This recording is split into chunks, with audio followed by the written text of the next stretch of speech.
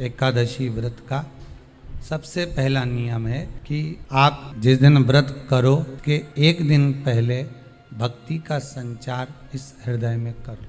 भक्ति का संचार इस हृदय में कर लीजिए। जिस दिन आप व्रत करो, जैसे एकादशी का व्रत कर रहे हो तो दशमी के दिन शाम का समय जब आवे, रात्रि जब होने लगे, शाम का समय आवे और रात्रि का आप जब भोजन ग्रहण करो तो उस भोजन में कोई ऐसा पदार्थ ग्रहण मत करिए जिस पदार्थ के कारण आपकी एकादशी बिगड़ जाए।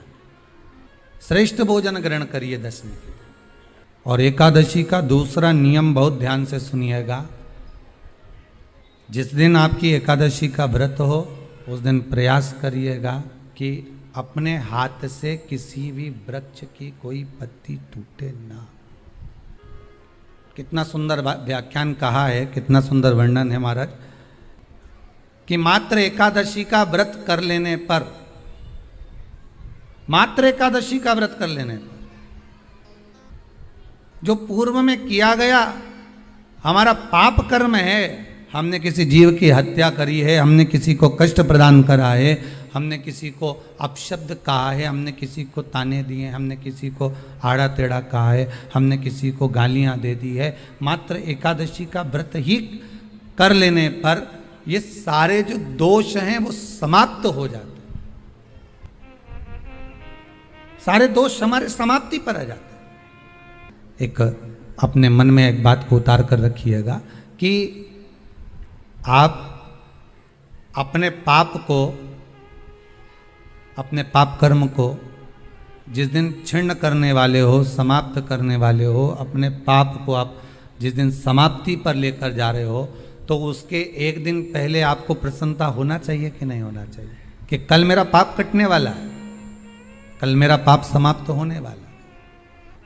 जो मैंने पाप कर्म करा है वो समाप्त होगा, जो मैंने पाप कर्म करा है वो कल समाप्त हो जाएगा। तो एक दिन पहले आपके चेहरे पर प्रसन्नता हो कि ना हो, और चेहरे पर वो प्रसन्नता आपके आना चाहिए कि कल मेरा एकादशी का व्रत है, आज दशमी है, कल एकादशी का व्रत है, तो कल मेरी जब एकादशी का व्रत रहेगा तो मेरा ना जाने कितना कितना पाप, कितना असत्य, कितना झूठ, कितना प्रपंच वो समाप्त हो जाएगा। इसमें मुझे प्रसन्नता हो, इसमें मुझे आनंदता हो।